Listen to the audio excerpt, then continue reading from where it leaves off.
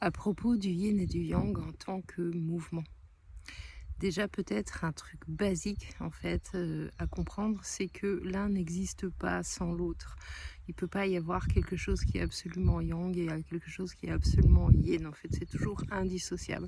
Donc le symbole en fait que tu connais, que tu appelles yin yang, en fait traditionnellement, il s'appelle tai chi quand il est ensemble. Et en fait, c'est chacune des parties qui s'appelle yin et yang. Et comme tu as pu observer, il y a toujours la composante de son opposé qui est à l'intérieur, qui est la source.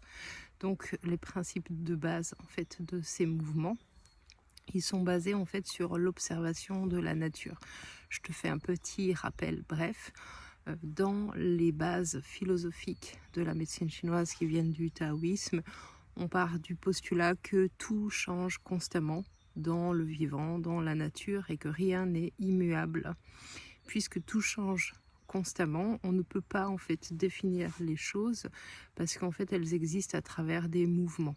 Et du coup, par exemple, tu vois, le soleil, il bouge, il change de place. Il y a les cycles jour-nuit, il y a le changement des saisons, il y a les choses qui grandissent, qui maturent, qui dépérissent. Et du coup, en fait, c'est toujours en fait des étapes dans ce grand cycle du changement.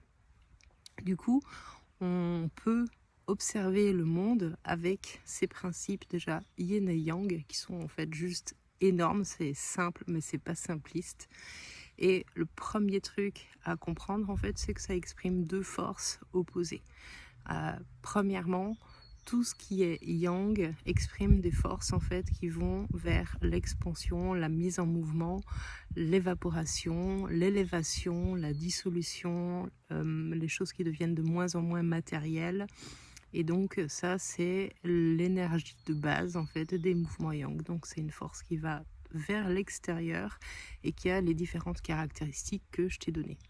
Et puis en fait il y a le mouvement yin qui est un mouvement opposé, qui est une force en fait qui va vers l'intérieur, qui ralentit, qui densifie, qui cristallise, qui structure, qui alourdit, etc., qui va vers la profondeur. Donc on pourrait faire ces listes en fait à l'infini. Moi, je vais te poser en fait le principe de base et après tu pourras voir toi ce que tu en comprends en fait dans ta vie à toi et comment tu peux observer le monde à partir de ça. L'idéogramme yang et l'idéogramme yin, ils ont la même composante de base qui est une référence à une montagne. Et puis il y a d'un côté en fait, imagine une montagne, ça va être super simple. Imagine une montagne avec une face qui est éclairée, qui est au sud, et imagine une montagne qui a une face qui est au nord, qui est plutôt dans l'obscurité. Les phénomènes de la nature sur cette montagne, ils vont pas être les mêmes. Tu vois, le biotope qui va se trouver sur cette montagne vont être différents. Donc par exemple, au sud, qu'est-ce qui va se passer? S'il y a de l'eau, elle va s'évaporer plus rapidement qu'au nord. Au nord, s'il y a de l'eau, elle va avoir tendance à stagner, à se durcifier. Tu vois, par exemple, c'est l'endroit où ça va geler en premier, c'est l'endroit où ça va cristalliser en premier. Et donc on voit ce mouvement, cette structuration qui va être de plus en plus structurante.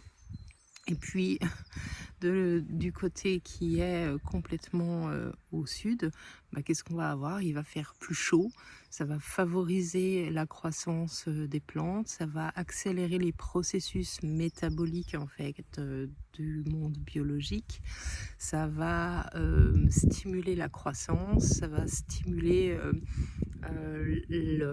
l'expansion.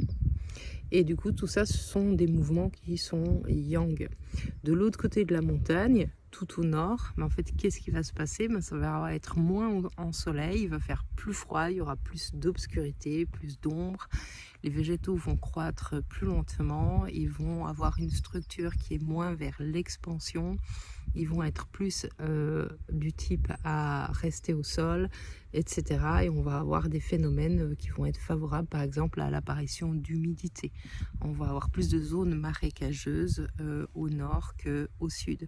La même chose que s'il y a de la sécheresse, on va avoir plus de chances que ça arrive dans une zone exposée plein sud que dans une zone plein nord.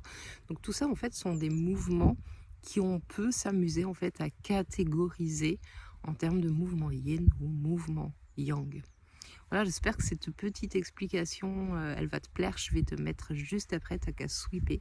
Je vais te mettre juste après une petite image, avec un rappel symbolique, de cette montagne pour que tu puisses mémoriser ça facilement.